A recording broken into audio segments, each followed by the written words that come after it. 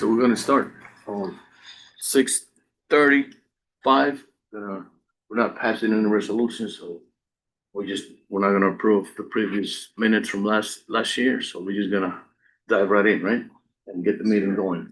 So, thank you. We have almost a full house, uh, except for, Edwin and, gonna kill me. Tracy was not in, was serious herself because of, she has the thing that's going around and, making people, realize that we're so fragile at the end of the day. So I'm gonna introduce ourselves, the new member. Just say your name and who you are and what made you want to be here with us.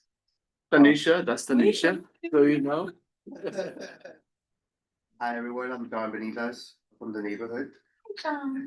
What makes me join is I've seen an increase of homelessness and it's creating somewhat of a disturbed feeling around the neighborhood. I haven't seen it this bad in years. And instead of complaining about it, I felt like just join and see what I could do. Nice. We're happy to have. Very happy to have you. The way that we run our committee is very open. The structure is structured because we are a community board who has the city charter and in our own little laws that we have to abide by. But generally speaking, we'll have a chance to speak. We'll have a chance or a shot at facilitating. I'm not gonna put you on the spot today, but I was thinking about having you run the meeting, but I'm not gonna do that. Not just yet. But on maybe I should minimize this if I could. I'm just gonna close it. So we have no one from the 33rd as of yet, but we do have Jocelyn Minaya there, right? Yes, Sergeant Miller is there, and Jocelyn is there in our presentation. So, Happy New Year to all, Jocelyn, Joe, Ashley, Superintendent Miller, and everyone else. Ashley is a former board member. She was a colleague in which committees do you and I? We were on public safety, Public safety. yeah, and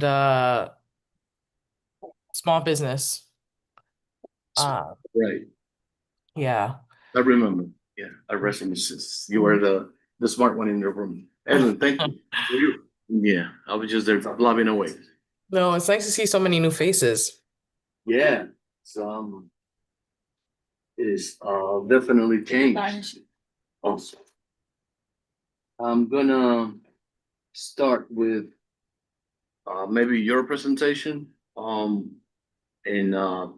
who you are, company you work for, and the reason why you're here. Ashley is a native Washington Heights, through and through. She's was born and raised Audubon in 169. Yep. So she knows Black, and Joe Rosenberg is her colleague. The both represent a safety company. So floor is yours, Ashley. Thank you. Hmm? No, go for it, please. Perfect. Nice to meet everyone.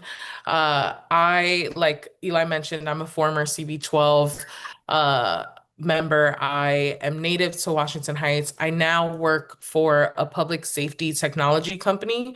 And in talking through New York, my family still lives there. My father's former FDNY, and just thinking about New York, and keeping it safe and the evolution we've seen as, across the city, I thought it would make sense to broker an introduction between Fox Safety and CB12.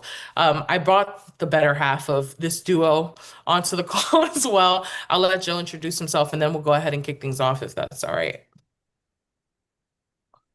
Hi, everybody. I'm Joe Rosenberg. I currently reside in New York, up in Westchester County.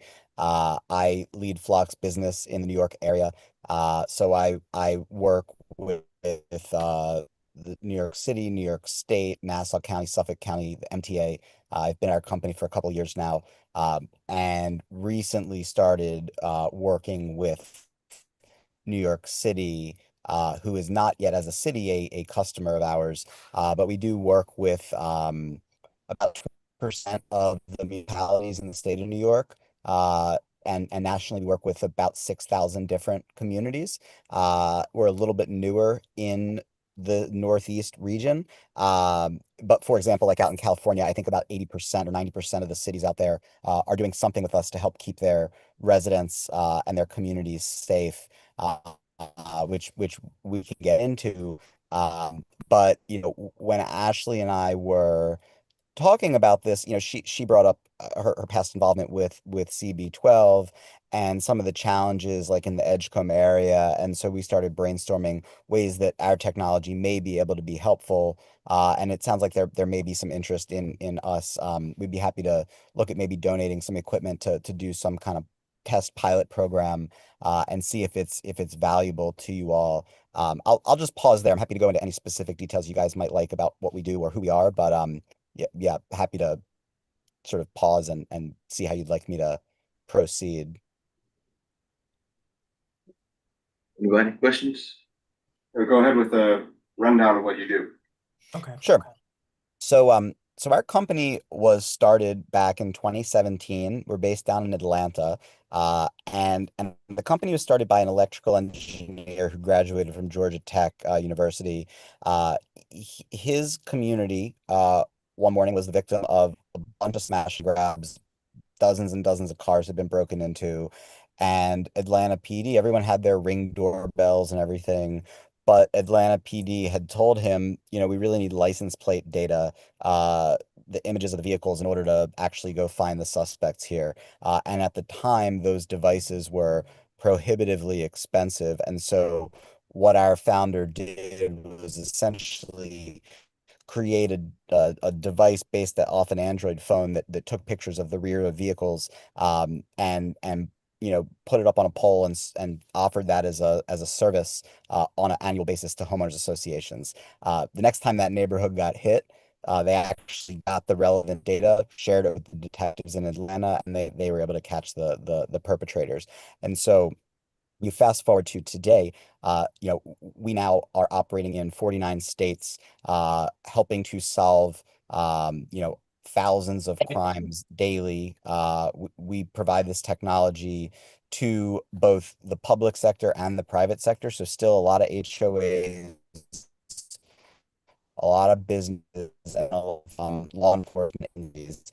And so the essentially what we do are provide these solar and cellular powered cameras that basically are able to capture information about the rear of vehicles, and then either provide alerts in real time to law enforcement if there are people, let's say, that are amber alerts, silver alerts, or stolen vehicles, people on like a most wanted list or what have you.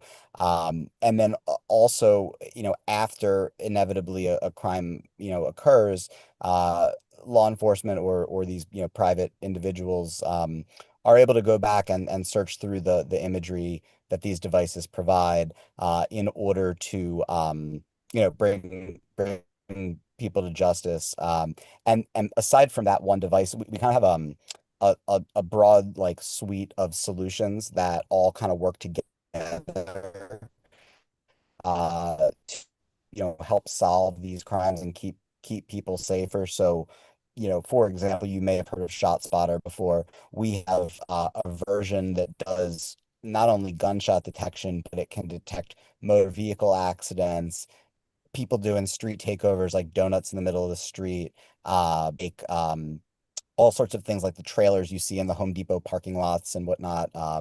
We do stuff related to drones. So there's a lot. But what Ashley was telling me was, given some of the challenges that you all may be experiencing in Edgecombe, with break-ins and so forth, we thought that, there may be some interest in testing out some of these license plate reading cameras, that then, at your discretion, the PD could have access to, either as more of an overt deterrence factor or to be able to, bring people to justice afterwards. So I'll pause there. Like, I'm happy to go into however much detail you want. I don't want to like bore you guys. I talk to cops all day, so like I don't know how much detail, is especially pertinent.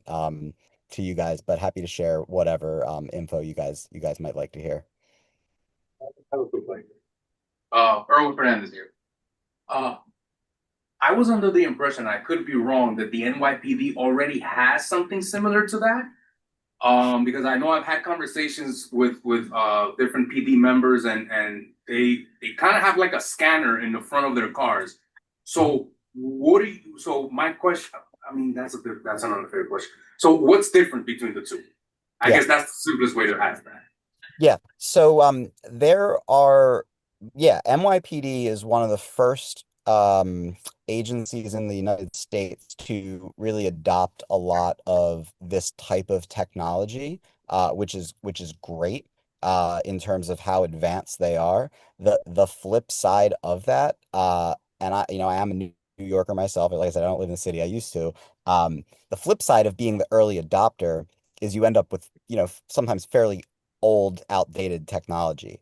And so when, I've spent a lot of time with different folks from the NYPD, many of whom actually feel that what we have developed is, is pretty superior in terms of it's a lot of the different things it does in terms of its ability to, you know, basically find specific attributes of vehicles based on things that are not just like, for example, like historically, like you could search for a license plate.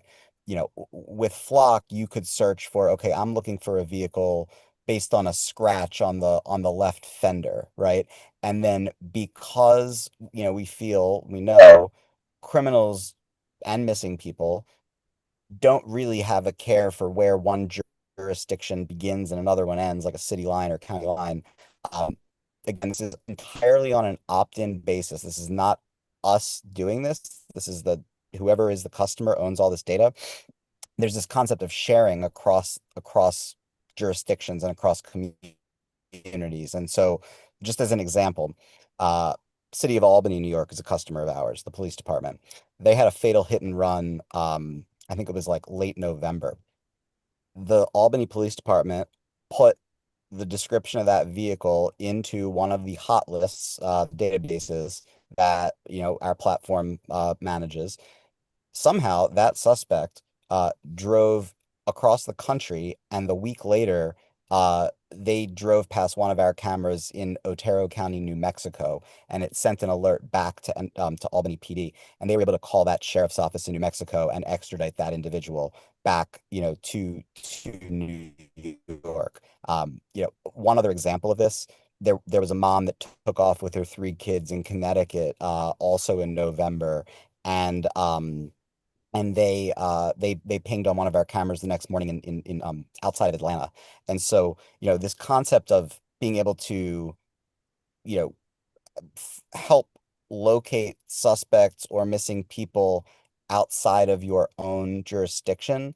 Obviously, NYPD has a lot of reach and capabilities, but there's nobody bigger in this industry than us. And frankly, like if you talk to a lot of the people at NYPD, there's a tremendous amount of interest and desire to bring us on and leverage our capabilities. And so obviously it's a massive organization and we're sort of working our way through the machinery there. The final example I'll just give you in terms of the capabilities, we had a pretty big success, which you can read about online. And the mayor of Providence is going to be going, sat with us yesterday to do an interview about this. The Brown University shooting, the shooter actually ended up being found through our camera system. And so it's not a credit to us. It was, of course, the police department, but our technology helped enable it. Final thing I'll say briefly is the cameras you're talking about in those cars are made by a company called Axon that NYPD uses. The software behind it actually was originally powered by our company. Axon has since gone and developed their own version of that, but the underlying software is a Flock construct. So happy to go into again. So yeah, I'll follow up on that. So basically, longer reach and better data gathering, right? So that's pretty much, I guess, what you bring to the table.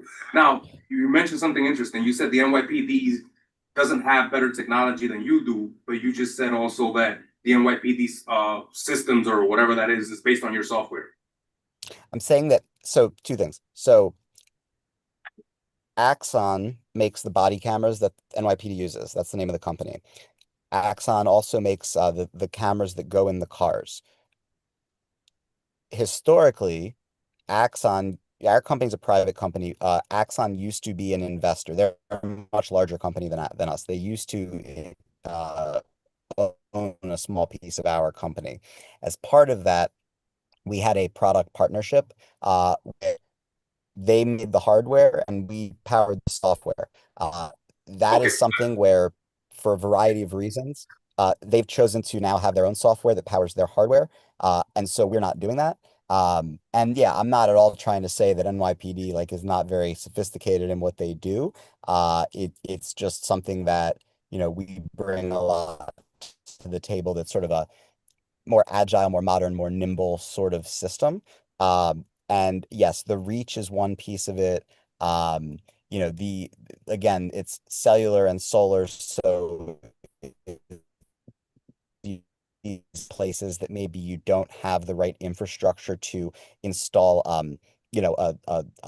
more of a traditional device. And then there's a lot of other, I mean, again, I could go into a lot of it, but I think as far as like what would be relevant to a community like association or HOA, those are largely going to be some of the main things, unless Ashley, I'm missing a piece that you think is especially important.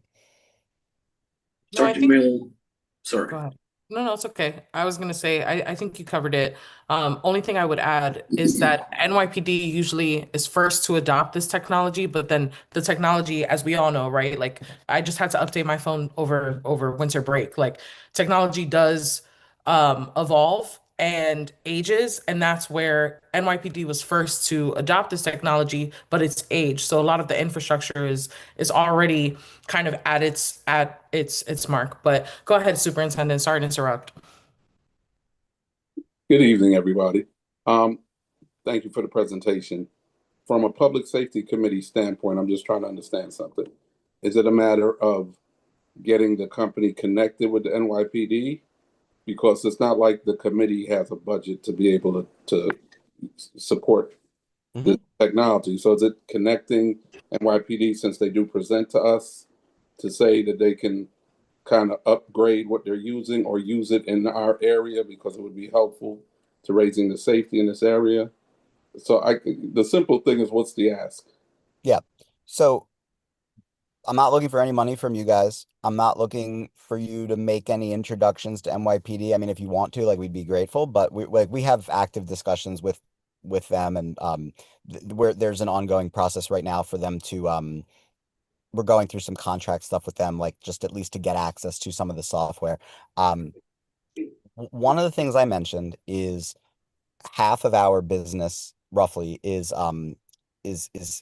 providing these devices to businesses and HOAs. And so the way that it works is, if those businesses or HOAs choose to do so, they can share the images and or the alerts from these devices with the local law enforcement agency. In this case, that would be NYPD.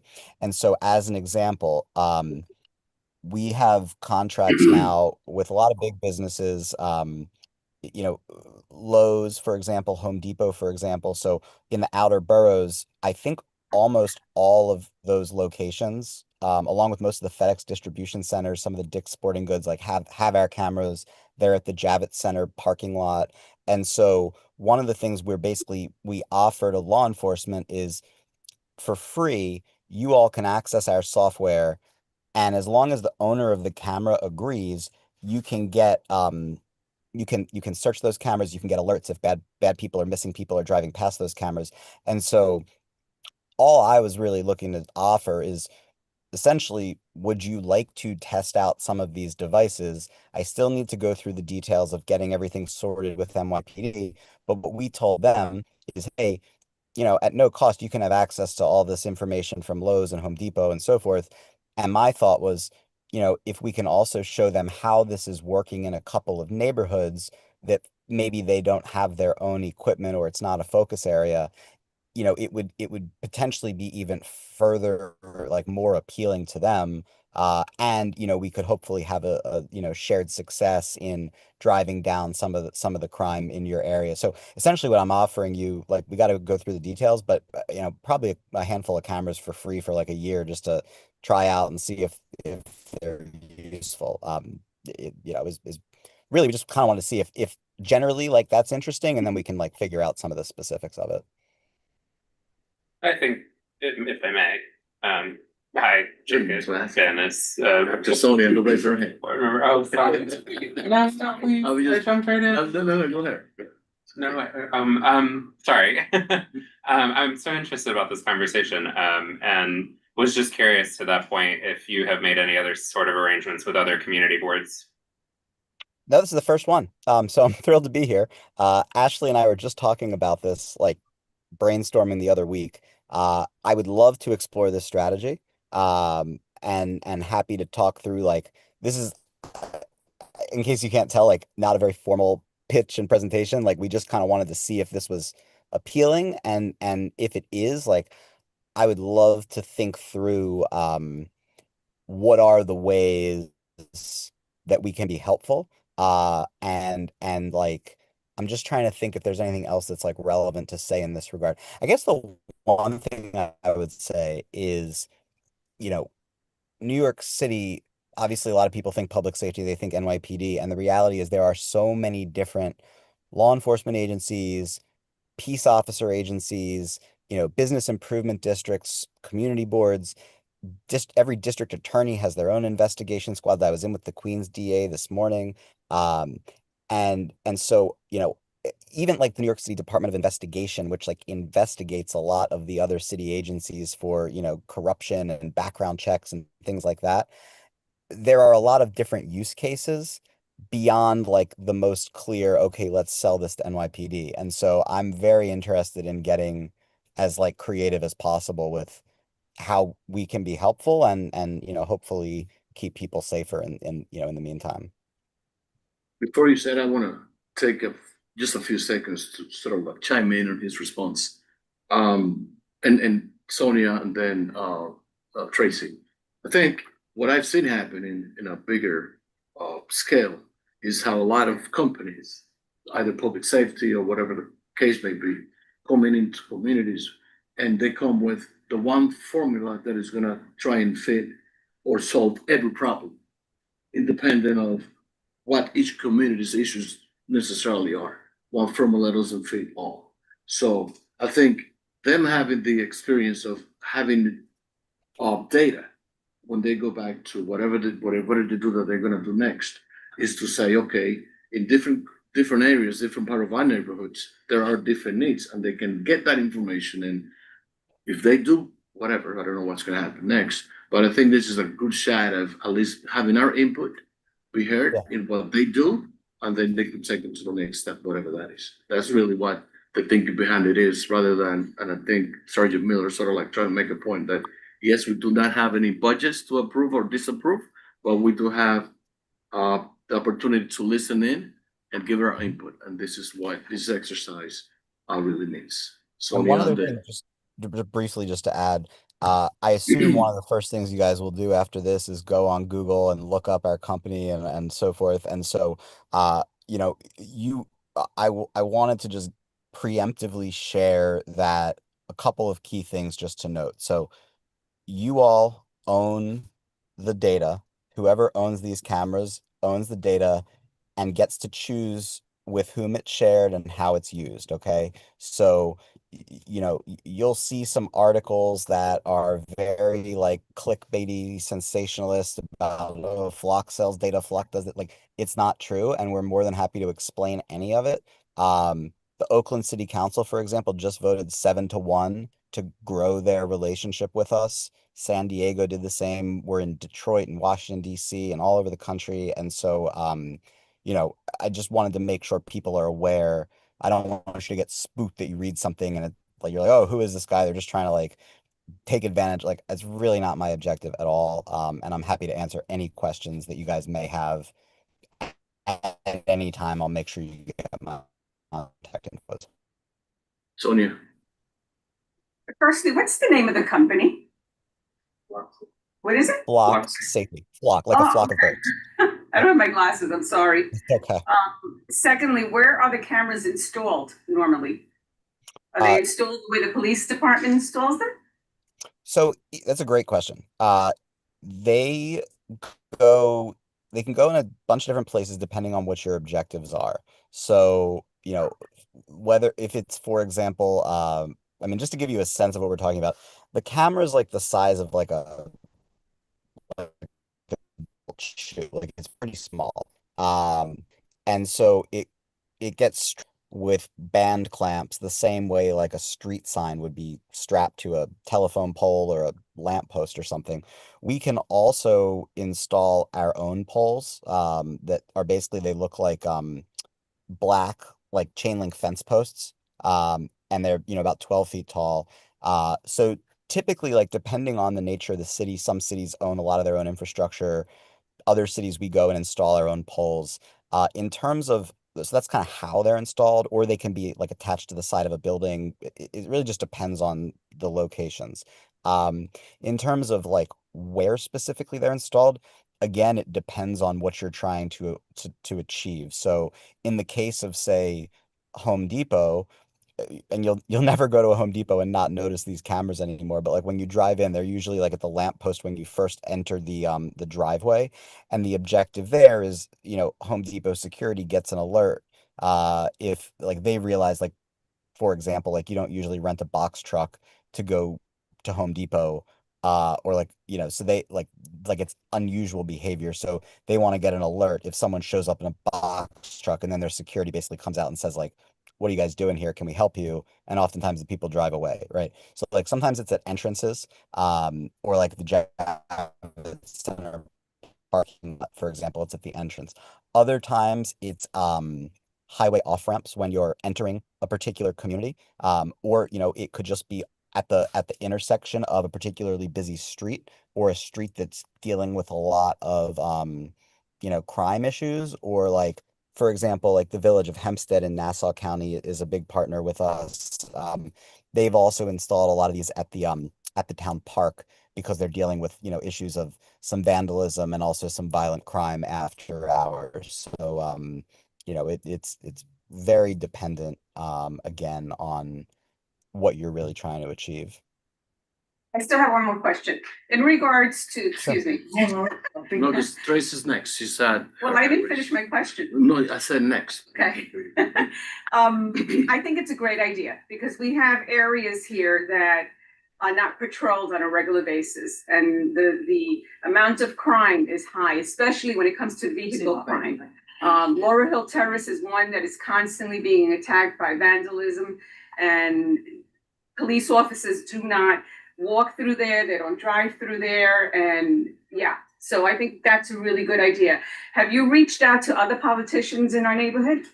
Like our assembly person, our council person, our borough president, our congressman? Yeah. No, I have not. And like, what the one thing that I think is worth doing before is, I've been at Flock now for about 2 years. However, I only really started covering, being responsible for New York City like earlier, like last spring, summertime. So I've just been kind of getting my bearings here. And so, for better or worse, so you're like square one. I mean, I can tell you, no, I've not, trying to think who I've spoken with politically. Spoken with some of the different city commissioners, like Louis Molina from TCAS, who's obviously, he retired recently, like last week. We've spoken with the district attorney's offices in Manhattan and Queens, New York City Department of Investigation, New York City Department of Environmental Protection, New York City Police Department. But in terms of other electeds, no. And so I would be thrilled to do so. We're also engaged with like NYPD Community Affairs. We sponsored their like Toys for Tots recently. But no, we're trying to, meet as many people and share I highly suggest you reach out to them because they have nice budgets. Thank you, Sonia. To just really quickly, Tracy, I know you've had your hand raised for a while, so I definitely appreciate it. I remember CB12 days of just staying there with your hand raised, so I appreciate that. But to Sonia's, to answer, to just build on that question, this is because I'm from Washington Heights, because I was on CB12, like this, and I know that another gentleman asked, like, who else have you talked to in the community board space?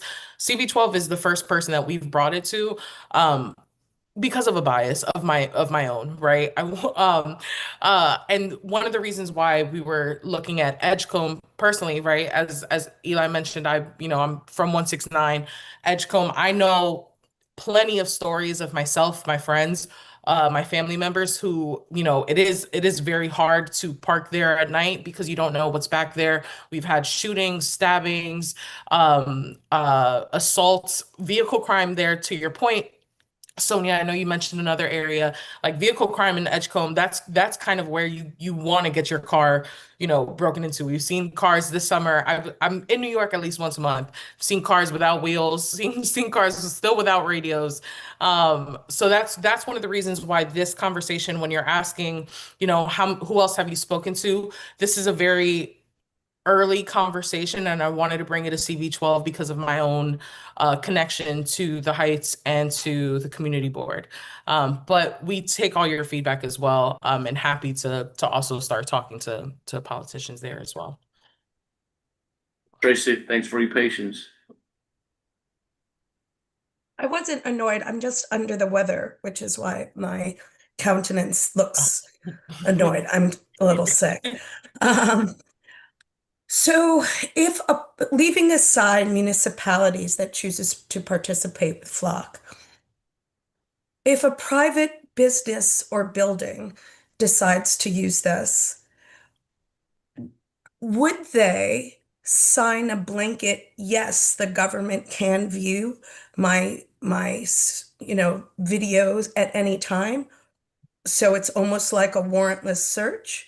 Or does each time does the government wants to see a particular video, they would have to approach each building or thing for each individual, time? Yeah, it's a great question.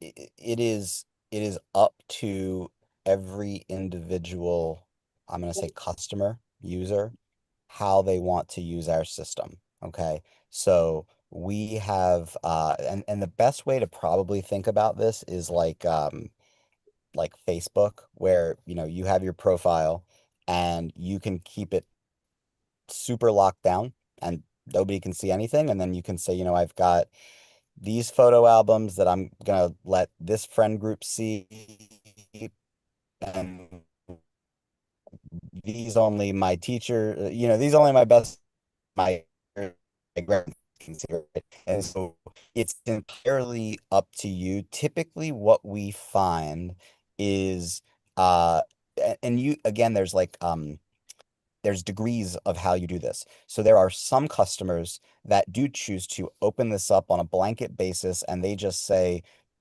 like, anyone with any agents, any law enforcement agency within 500 miles or within the whole state of New York, go for it. There are other places that say, I'm keeping all this, nobody can see it. And like, if we have a break-in and the detectives come, I'm gonna let them look at my computer and they can look on with me. It's a very, So very it's specific so thing. you guys can't be subpoenaed. It would have to be the individual owner. Right. And so, yeah, so we don't have access, like we can't go and look at your stuff. And like, if it's ever, like the only way, and this is all like written out in our, contracts and everything, the only time that we are going to disclose data, to your point, is if it is required by a court order. And in that case, what we're going to do first is we're going to go to the customer and say, hey, basically, here's what happened. I'm speaking in layman's terms. I'm not a lawyer. This is the request. How do you want to handle that? To the best of my knowledge, this has never actually happened as a company. But the only thing we can access, like, our camera for this is like shooting. Okay, camera got turned and it's pointing at the sidewalk kind of thing. Thank you. Does that answer your question, or you want me Yeah, to I have another go into more question. detail? Question. Can I get a question No, yeah, first? of course. Okay, hello, thank you so much for the presentation. Thank you, former board member Ashley. So, yeah, lots of cons, pros, everybody loves it, lots of pros, but I have some cons. Please. First of all, I want to know if your software uses face recognition, because I don't know if you know this, but face recognition has a tendency of misidentifying Black and brown people and criminalizing them. So I'm hearing all of the pros, but we know with all of this software and all of these cameras, we're being surveilled even more. And a lot of times that ends up bad for our communities. Now, you also cited that it is in Hempstead. I know for a fact that Hempstead is a municipality in Long Island that's full of Black and brown people. Not exactly the richer parts of Long Island, like the Hamptons. So my concern is, first, does your software use face recognition technology? No, it does not, and we have no plans to do that. Yeah. Okay, great. Thank you. And we're but also in the Hamptons. East Hampton is a great customer, as Well, you should have is cited that, Hempstead. because when you just say Hempstead, I'm looking at you funny, because I have family that lives in Hempstead, and I know that that is a Black and brown community, the same way this is a Black and brown community. And while this is amazing, what would be more amazing is funding community. So, you know, some of these people that I know, that I mentor, that I get to not break into cars, have opportunities so that they don't have to do things like that. And I think, you know, this quality of life issue that no one seems to want to mention, but, you know, we go straight to the, oh, well, this technology with these cameras will help find criminals. Well, maybe them people wouldn't be criminals if we funded our communities the way we fund the police. I agree with you completely. And Thank if I you. can if I can just Because we never respond talk to about that. that. We always go straight to criminalization. Yeah. And it's like, if our community had the resources that it needed in our Black and brown, majority Black and brown communities, we wouldn't have this problem.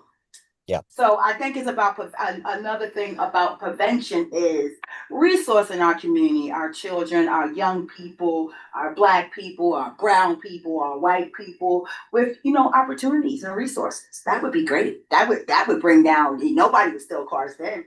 So if I can respond just briefly, I agree with you completely. Thank you, Joe. You know, I mentioned earlier, I think we work with about 6,000 different communities across the country, and it's everywhere. Like, if it's funny, like Nassau County is a good example because, like I said, not only do we work with Hempstead, we work with most of the North Shore communities like Kings Point. You know, I was just with Glen Cove Police Department earlier today. Old Westbury, like really, it runs the gamut.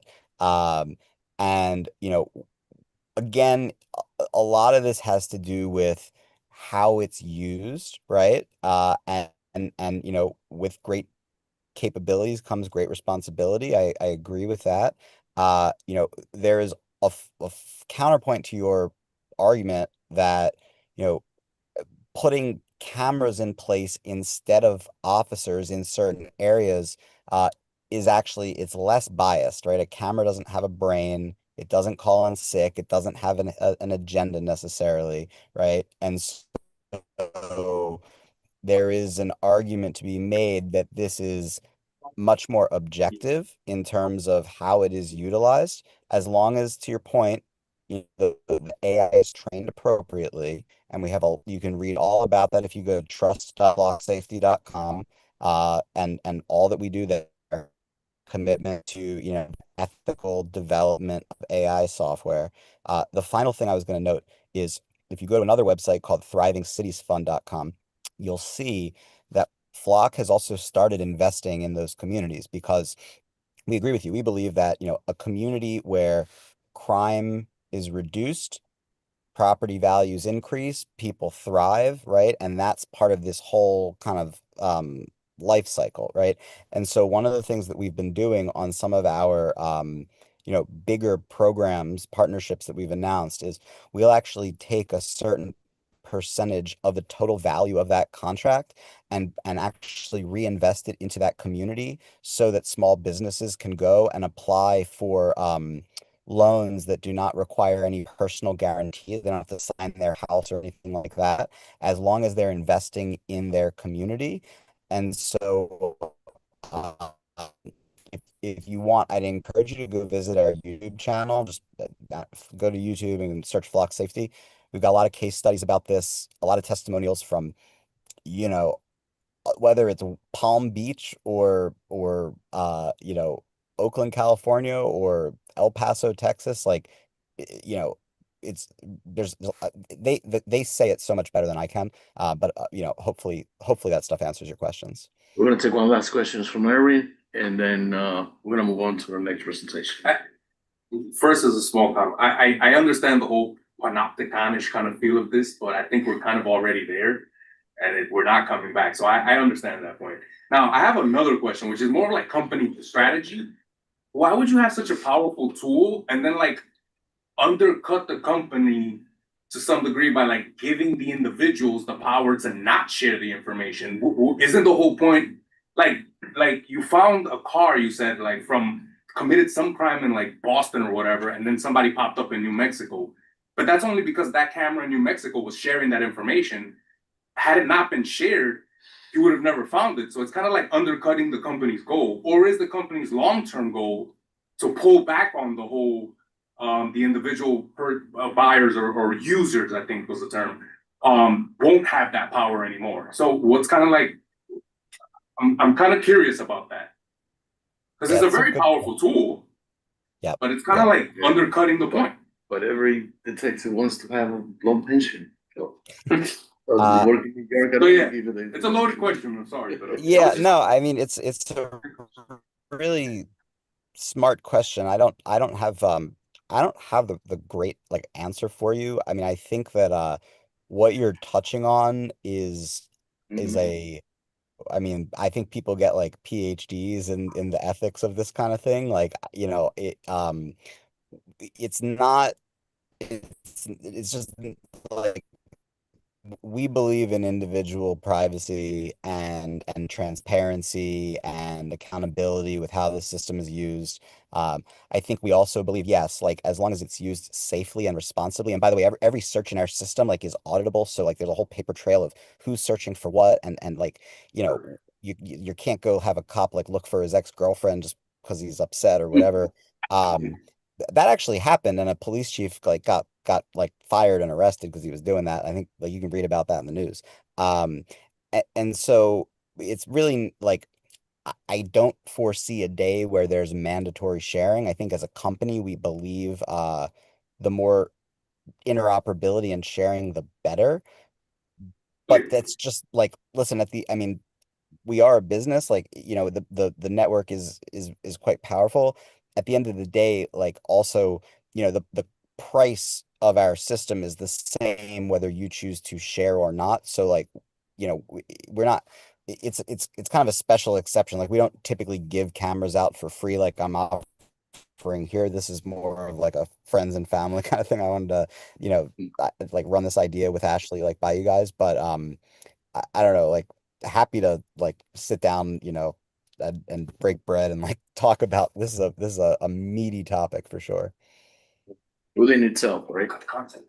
Yeah. So you want to actually leave a contact information on the chat or something so that we all, well, you can just say it. Yeah, you could just say it. Yes. So, you can email me. It's joe.rosenberg@flocksafety.com. I'll put it in right now. And yeah, feel free to email me. I'll get back to you. And like I said, I live in Westchester, so it's, you know, really, I'm down through the city all the time and more than happy to get together. And, you know, this isn't like a take it or leave it thing. Like I'm really happy to brainstorm and like get your ideas and whatnot. And my email is ashley.fernandez@flocksafety.com. Again, I'm in the city once a month. I've just booked my flight today to be there in a couple weeks, the first week of February. So happy to also connect as well and answer any other questions. Go to the general meeting. So yeah, just pop up. I'll let Paola know. Yeah, let her know. All right. Thank you. Thank you so much, unless you guys have any other additional questions.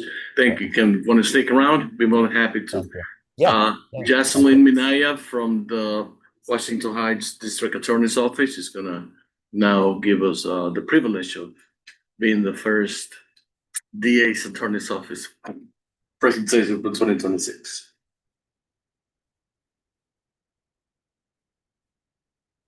Unmute. Unmute. Thank you, Tracy. Good evening, everyone. Happy New Year to all. Looking forward to a blessed and safe and peaceful 2026.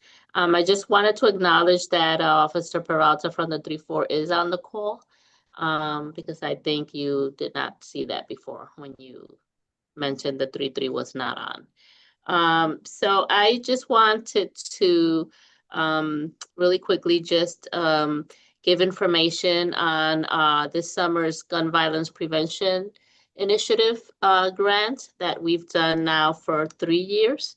And actually this year or this summer, the grant is a little higher than it was last year. I can provide the information to anyone who work with youth, community-based org, who would like the information on the grant, the initiative, and what I love about this grant is that while it's not a lot of money, it's only $30,000.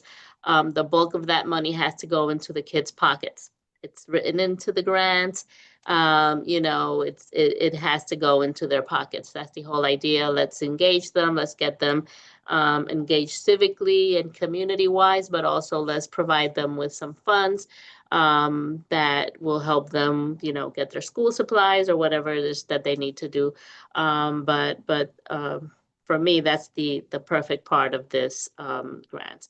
So I do have the information if anyone wants it. I'm going to put my email for those of you who do not have it. I'll put it in the chat. Please reach out and I will send you the information. And, last year, unfortunately, and I'm not sure why, we had no agency from Washington Heights actually apply. And that kind of blew my mind. So hopefully this year we will have one. The year before we had Uplift New York, and they did an awesome job with their kids. So I am praying that we will have a representation from Washington Heights and Inwood this year applying for the grant. Again, I'll send the information to anyone who wants it. I'm going to put my email in the chat. Just please send me an email. And I will get it to you ASAP. And that's all that I have for the committee this evening. It's a pleasure to see you all and look forward to working together in 2026. Thank you. Any questions for Jacqueline? Yeah, sure. Do you reach out to the social workers or the counselors at the high school level?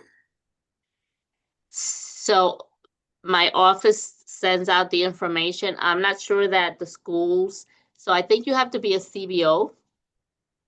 I don't know that the schools can apply directly as another city agency, so I'm not sure what the parameters are. But I can send you the info and maybe you can read through it and see if it's something they can do. Does that work? Who was that, Sonia? Yes, it is. Thank you. Hi, Sonia. Yeah, that's a good question. I'm not sure how that would work. But I can send you the info and maybe we can explore that together. That would be cool. Thank you. Yeah, so I'll put in my email. Send me an email, okay, Sonia? I'm not sure I have your contact info for your email address. It's the first time I'm hearing of the program. Could you just clarify which types of organizations are participating and how they connect with students? Any community-based organization that works with kids, with youth. Okay. So that's what the caveat is, yeah. And they have to work with kids here in Manhattan. Okay, and they're working with the kids to help prevent gun violence. Any organization that works with kids, not necessarily a strong emphasis on that, but the purpose of the summer program is kind of a gun violence prevention initiative. So basically what I've seen in the past is they do like beautification projects. When Uplift NYC got the grant, They actually did a whole cleanup at Raoul Wallenberg playground. They did such a phenomenal job with the Parks Department there and cleaned up a whole space and replanted a lot of the vegetation that was kind of neglected. And they also, put on basketball tournaments for the kids in the community. They did a lot of wonderful work there. So any CBO that works with youth, in whatever capacity that might be, mentoring after school, whatever capacity that might be, that's what we're looking for. One more question. Would the precinct be considered a CBO? No, Not their community affairs department? no, they are not a CBO. It's quite limited. Age-wise, high schoolers or middle schoolers? I don't see an age limit No? on the general information, yeah. But I'm assuming, right, when we talk about kids that are at risk for being victims or falling victims to gang or gun violence, I'm assuming it's up to 24. It's good. Widens the scope. It's good. Maybe you should, what's the committee's name that deals with youth? Youth and education. Wouldn't that be a good committee for her to present it? Yes. We have a member of our office that attends that, and I'm sure that she shared with them. Isn't Tanisha the chair of? Graham? Oh, Tanisha, was Brianna at the meeting? Oops, there it is. Yes. All right, so thank you for opening up that bridge there. Mhm. Appreciate it. So thanks. How much, Thank you, Jocelyn. this This is question, just, I wanna know, do you know how much, Superintendent Miller, New York City? you're next. Okay, good evening, everyone. Happy New Year. Building down. Today's January 7th, so maybe that's the last day to say it, right? Yes. First- And then Traditionally. we move on. Listen, I'm excited to continue to work with this group. We were able to end the year on the note that I love to. We were able to provide toys to the school next door to us, MS 328. So that's a pleasure that we could do that. We also continue every 2 weeks to provide vegetables to the community refrigerator on 165th in Amsterdam. We're going to be making a drop off tomorrow at 11:30 a.m. Free organically grown vegetables for the community. So, we are very adamant about being good neighbors, good partners. We had a little snow situation a couple of weeks back. We got caught off guard with unexpected 1.5 or 2 inches.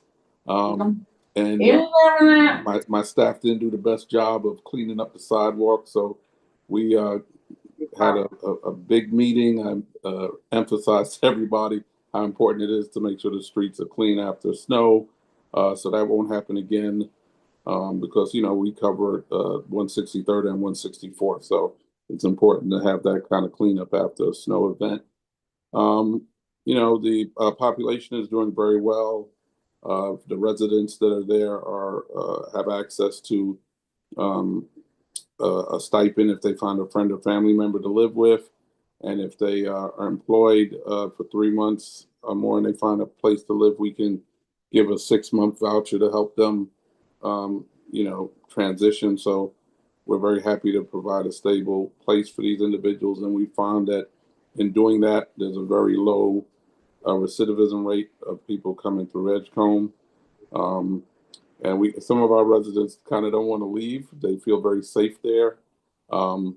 And as long as they're not getting in trouble and they're pursuing proper efforts, we do extend their stay there. But ultimately, we are trying to get them permanent housing because that leads to, stability. So, that's the basics going on with Edgecombe. Let me ask you, Superintendent. I normally announce this in January. We do an annual private citizens tour at Edgecombe. And this year it's going to be Tuesday, June 2nd.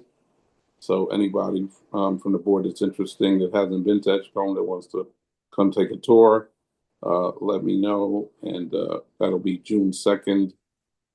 So like a month before, 3 weeks, I'll confirm if anybody's attending and get your RSVPs.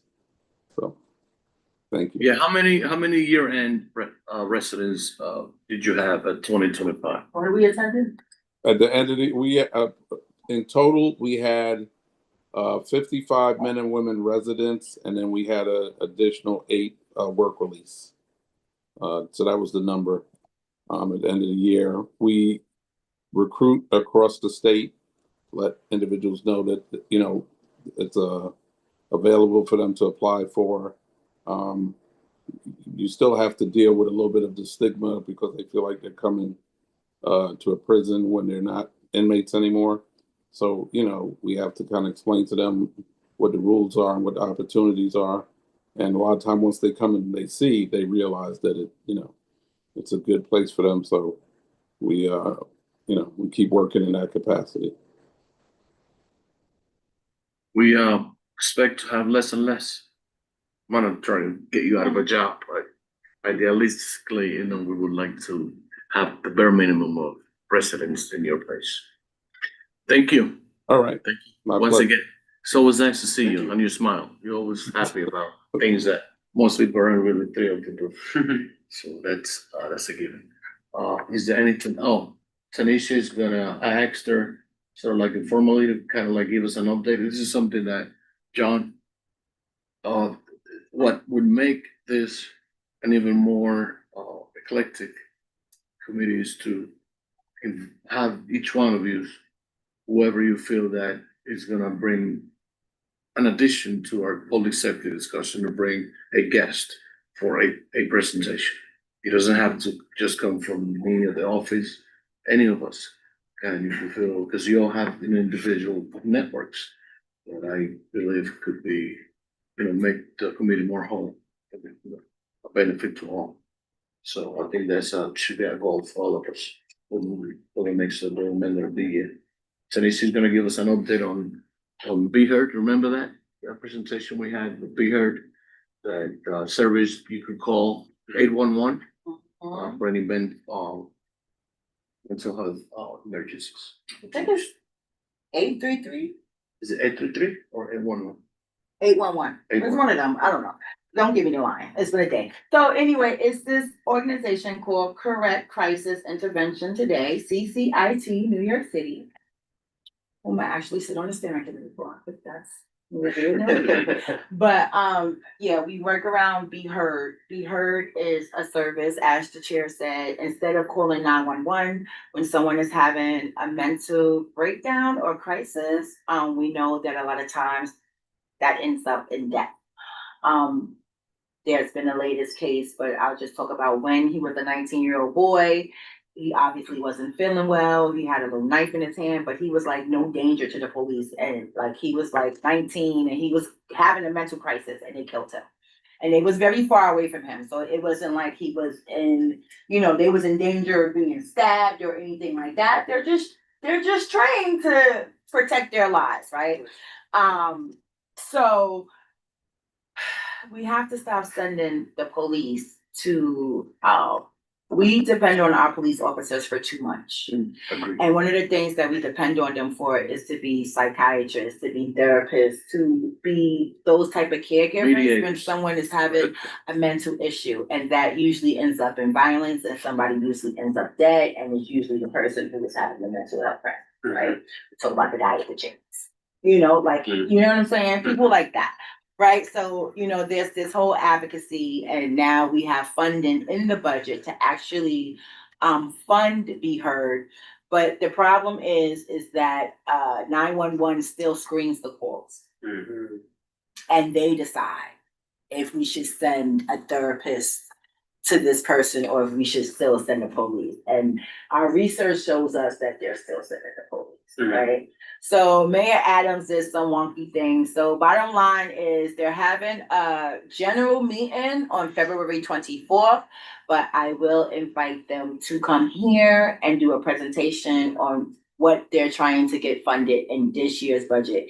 Because the issue is that we don't have enough peer experts. We don't have enough peers to be able to go out and, you know, talk to people who they have had mental illnesses and mental crises themselves. And people who are in, you know, mental crisis most likely will talk to someone else who will talk to someone who identifies with them instead of someone who they feel like that is going to criminalize them. Like they see the cops coming, they want nothing to do with them, right? We want more people who are peers, and that simply means that they understand what it is to have a mental crisis. They've been trained to actually go out and support these people and get them the resources that they need. So we will be asking for more money in this year's budget from the state, but mostly from the city, to fund more peers and to fund more calls going to, you know, social workers and psychologists rather than going through 911.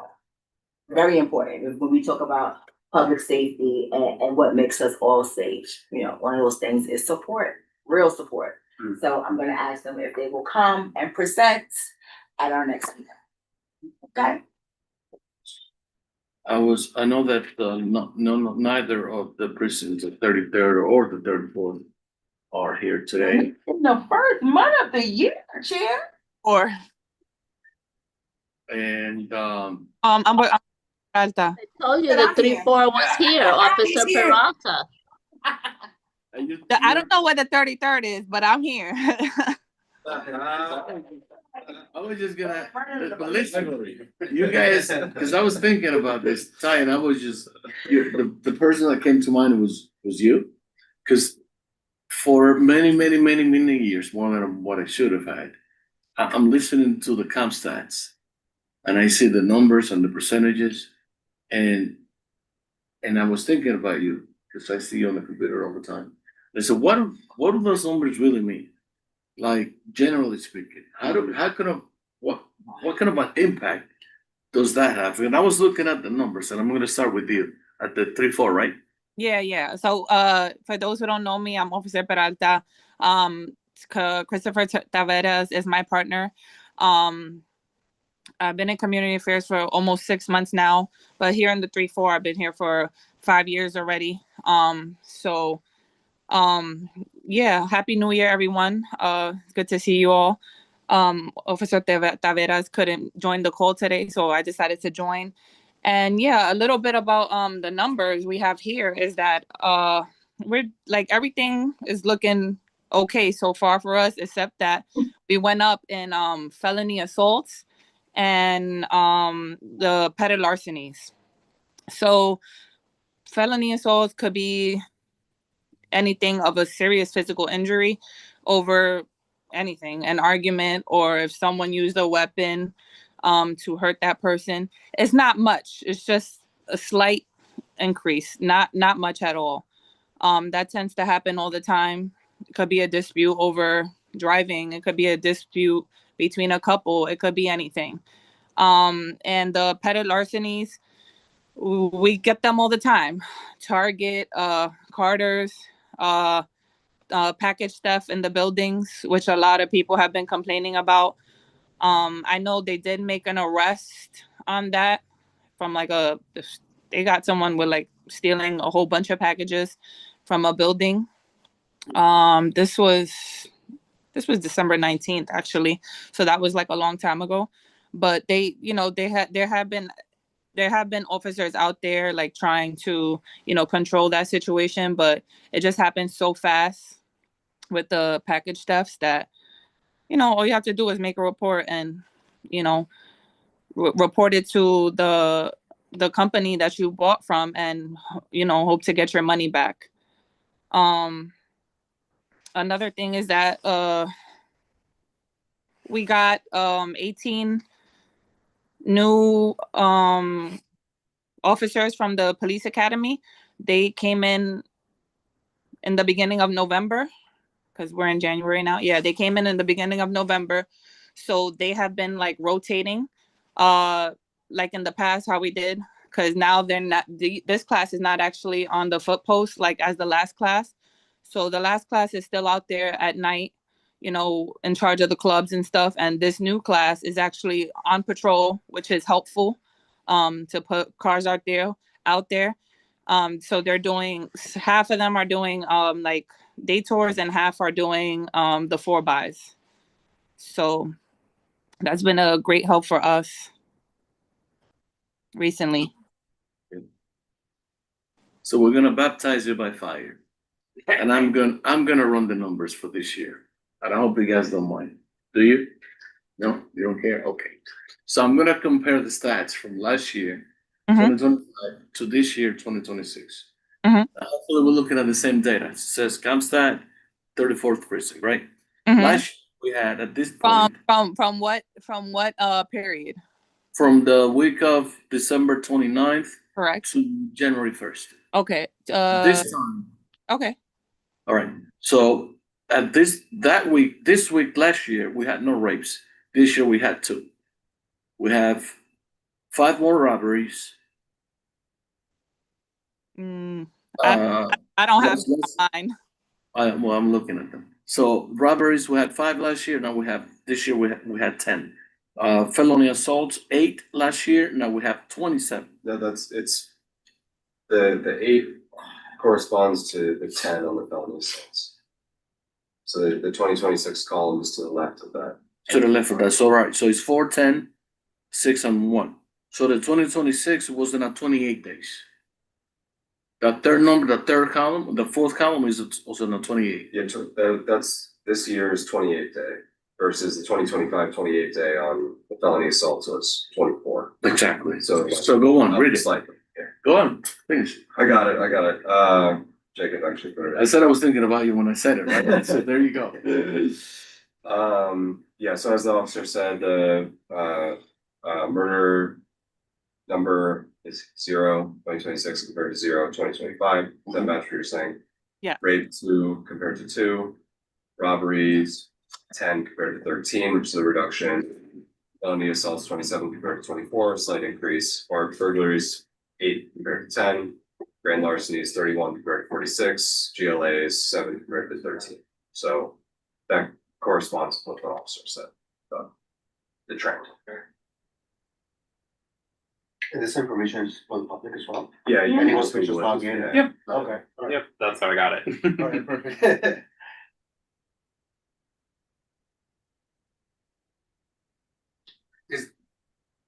Is there any particular sector where you do see an increase in crime? So like maybe overall 3-4 is relatively safe, or all the numbers are down. But is there any sector where you're seeing, you know what, maybe the numbers did go up in this particular sector as opposed to the other 3? I noticed that a lot of people from sector boy are really complaining about the package stuff. So that comes into like the petty larceny aspect of, but also Carter's and Target they're in sector Adam. So, but mostly with the package stuff is like sector boy. And sector B covers what? Like roughly what does sector B cover?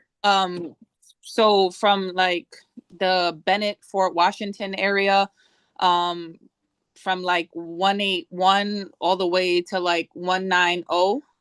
Okay, got it. Greeny, like that side. Got it. Bennett, Fort Washington, yeah, like in that area. So that's the petty larceny aspect. Felony assaults, they happen in every sector. Yeah, like Not a specific one where it's happening a lot. It's just because remember we cover from 179 to 220th Street, so it's just happening all over. But that's a slight increase with the felony assaults. Is there a reason why Target and Carter's have stationary police officers inside of the stores on a regular basis? They're hired. They pay for it. Aren't they New York Police Department? We could pay for it. No, that's probably like paid detail, right? Yeah, Like, they're paid the- for it. the So store itself- they have Target has paid detail, but recently we have had it's called a holiday post. So we've had officers from other precincts come out to just do like a foot post in front of those stores because we have been getting, hit so much with the petty larcenies from those two stores that so they had put a holiday post on from 181 and Broadway all the way to up to St. Nicholas. And so that was only for a certain period of time. It will be ending next week, unfortunately. But we did have officers outside of the location, but inside of the location, yeah, that's Target has like their own security and they're armed and when they see someone stealing, they usually hold them for us because they want to prosecute everyone who steals from there. So that's their own security that they have. And Carter's, they don't have anyone. So the people who frequently steal from there, they know that, and they just, if they don't see police officers, they just go in there. I have one more question. As a department that has the title of Community Affairs, I'd like to know what kind of events are held so that the community can engage with that department. Yeah. So basically, here in the 3-4, we have well, if we don't facilitate an event, we do have other events that other people facilitate here in the 34th precinct, and they do kind of put it out there via social media. But whatever we do, if we're gonna put it out there via social media, we will most likely put it on Twitter. We do multiple different events for the community, more in the summertime. But now that it's like kind of quiet, we are thinking of doing a coffee with a cop event pretty soon. So you should What be. kind of coffee? It's gotta be Dunkin'. Yeah, DD, right? Yes. What? Me neither. What? No, I'm just messing with Do you. you have a cap limit for individuals that can attend? No, it's just for everyone in the public and for everyone in the community here in the 3-4 community. Everyone, we usually like put it on Twitter, but those who don't have social media or whatever, we try to post it here in the precinct. Like when we create a flyer, we post it here in the precinct, or like, if we kind of collab with somebody. So let's say we're collabing with Target to do something, or Dykeman Gardens or whoever, they kind of put it out there as well. But usually Twitter is like the best bet. But it's for events, it's for everybody to come. In the summertime, we have our National Night Out. That's a huge one that all the kids come to. So people look forward to those things. Like there's some things every year that we do repetitively that people already in the community know about. So they look forward to it. Can you send a flyer here to the offices of CB12 so that it can be included in the newsletter? Yes, definitely. And I will let the 3-3 know as well when they do events. I hope they do give you guys flyers for that as well. So that event is the only upcoming event in the near future that you all are hosting? No. Like every month we try to do something, but we have to pick dates, times. So me and my partner try to see what's the best, date and time to do it, because vacations or he's off or I'm off, with our I'm off Friday, Saturday, he's off Sunday, Monday. So we try to do things during the week, which is Tuesday, Wednesday, Thursday. And we try to do things fairly so that if people are working, kids are in school, we try to do things after. But every month we'll have something. But off the top of my head, I can't say, because we'll plan it, as time goes.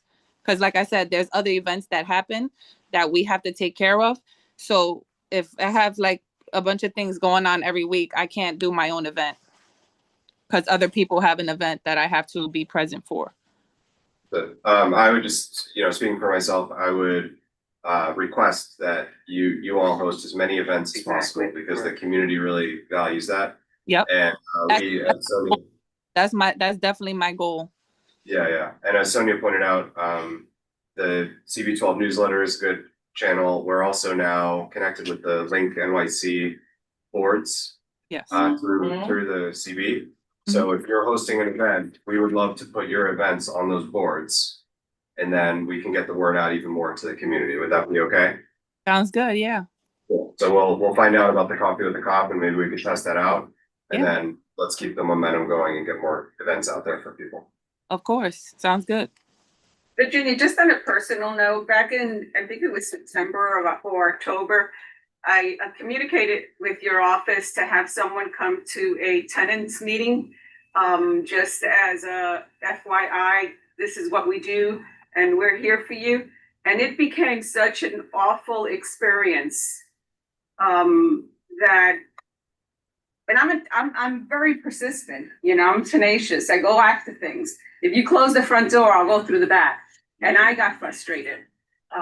So I can only imagine someone who's not dominant in the language and dealing with a systemic system, and how frustrating that can be, and how I'm not dealing with this, I'm out of here. And to the point that I even called the precinct and I was insisting with the individual, and the individual told me, well, what else do you want me to do?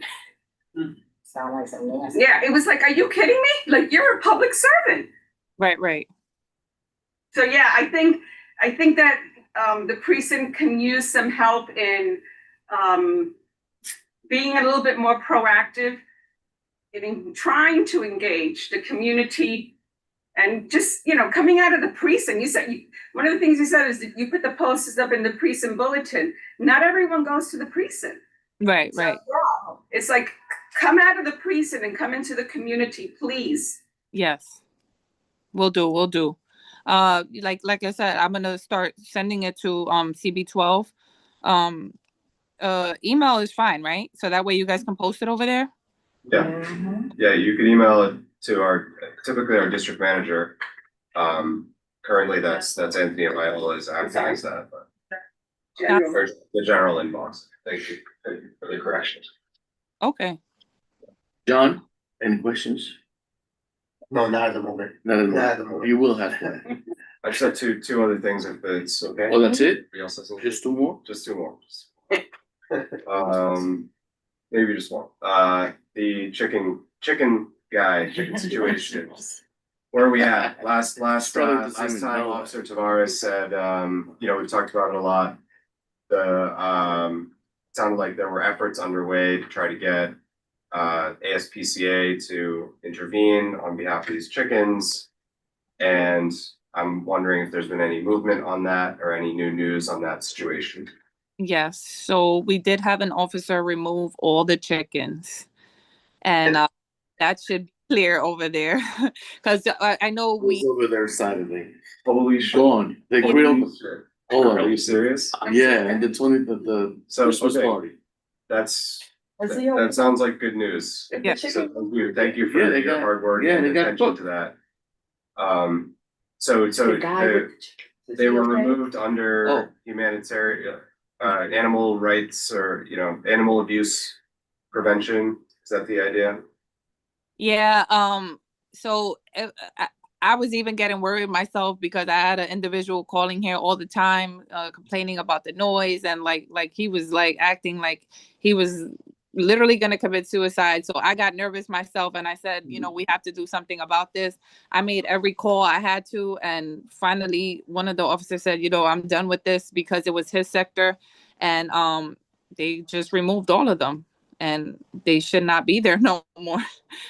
And they shouldn't come back neither. So that's just how it went down. Okay, so it sounds like it wasn't actually through ASPCA. It sounds like it became more of a disturbance. We're making a whole big deal of it, chickens or roosters and roosters. Sorry, not roosters. Chickens or roosters, and they were just giving the whole runaround of it. So, one officer, he was handling it, and he said that he had it, so he just removed them. And that was that. Okay, so an officer had grounds to remove the Mhm. chickens. Now, if the chickens were to reappear or any other animals causing a disturbance at that location, would they then be, would the precinct continue to be able to remove them? Yes. Okay, and that individual, is that individual still there in that location as far as you know? Yes, because he does live there. He has been spoken to. Some people just don't care, but yeah, he unfortunately he does live there, and he does know, like, please, no more farm here. More to. Well, I would just like to say thank you, because while kind of funny, it is a serious issue for community members that live near there, and it's amazing that you all were able to take action and make a change. So thank you for No problem. that. I'll leave it at that. Okay, so unless there's anything else, thank you, Virginia, on the No first problem. meeting. Thank you. So you got the trophy that not Peralta, Taveras couldn't deliver, so you did, so. Merry Christmas. Oh, no, we both try. I know. So, that's it, folks, I'm gonna call the meeting to order. Okay. There you go. What? Oh. Yes.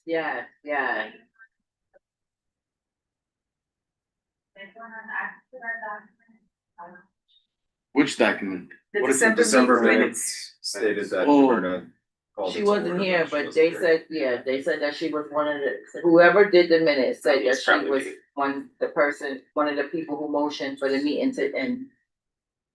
We have to fix that. Yeah, that's Yeah. no big deal. Yeah, that's no big deal. I have a question. What is it that we can do to get the fire department to engage with us? I promise you that February they'll be here. That much I can tell you. On a consistent basis.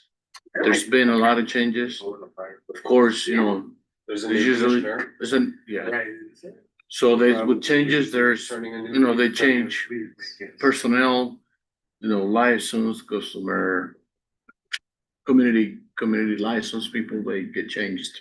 So if Fabrizio or Sonia Sanchez, which is the two people that have been there for a while, stay, they guarantee me that they'll be here from February. Which is a lot of, Like all last year, we never had any report. from them. yeah, maybe like in the beginning of the year, when they were like, they had this program, that they were like, putting flyers, fire prevention for the batteries or something. Cause I remember, big battery. yeah, there was a battery, yeah, yeah, that was probably February, March last year. But, yeah, exactly. So we're gonna put it in the minutes that we call the meeting to order, I guess. Oh, wait a second, wait. For a second. Sorry. Tracy, sorry. It's okay. I just put it up. I was wondering, we haven't heard anything from our elected officials about how to keep our neighborhood safe now that ICE is becoming more mobile in Manhattan. Have you, after like what happened on Canal Street and the like? We haven't heard from Espaillat's office or any elected official about what we should be doing to inform our community how to be safe or anything? It's a question.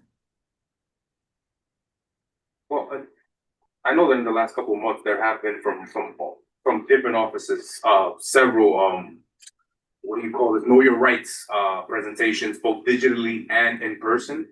I can't remember exactly where in person they were held. But I do know that I've seen pretty much all elected officials, throughout the second half of last year. I know That's the best I can call it for that. October, before There the were several, elections, yeah, they did a Know Your Rights Yeah. campaign. That's the last time I've heard about it. I just want to throw something out here to us to think about as the Public Safety Committee, that we have a new mayor. We see that what's happening federally is ramping up. I just think that should the public come to us about what is being done in terms of how they should be safe, we should at least know whatever we want our community board talking points to be. That's all, food for thought.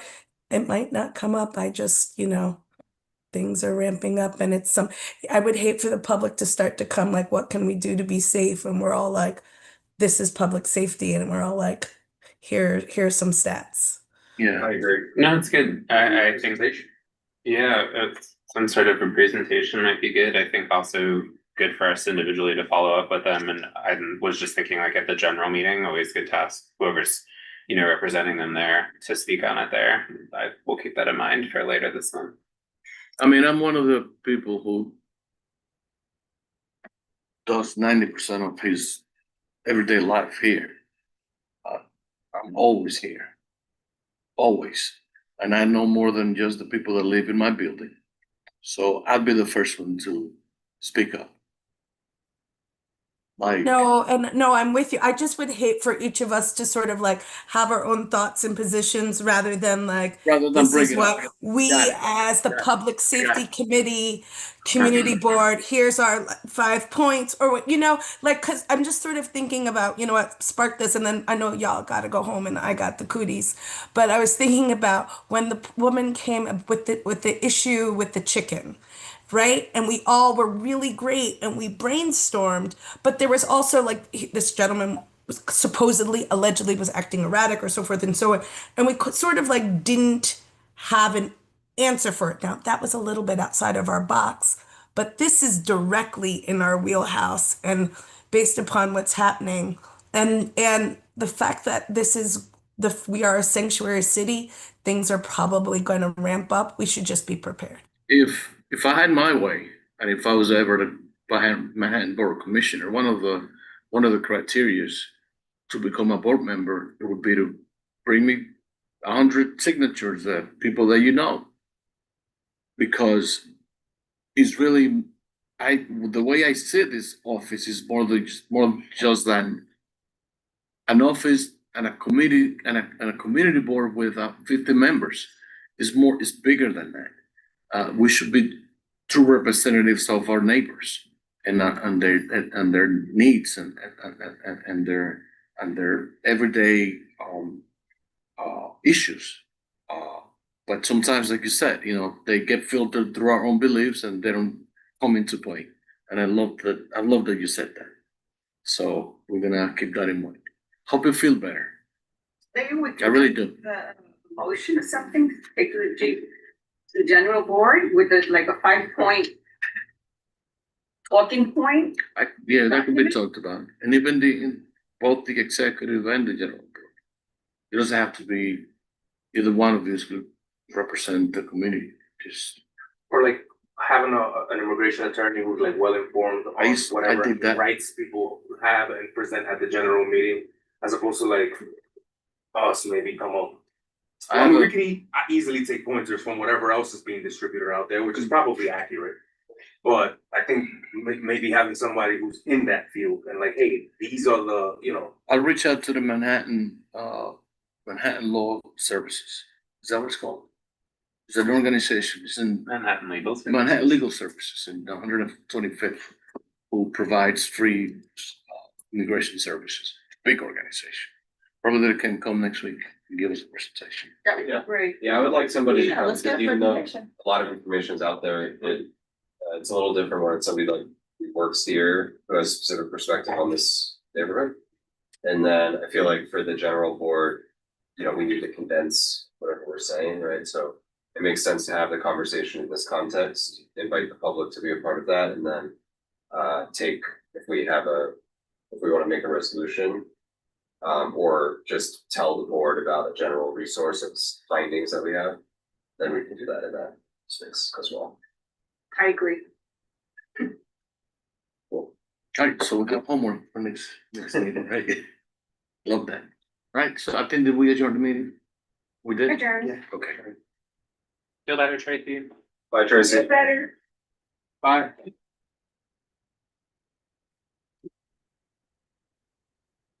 I love being able to talk about this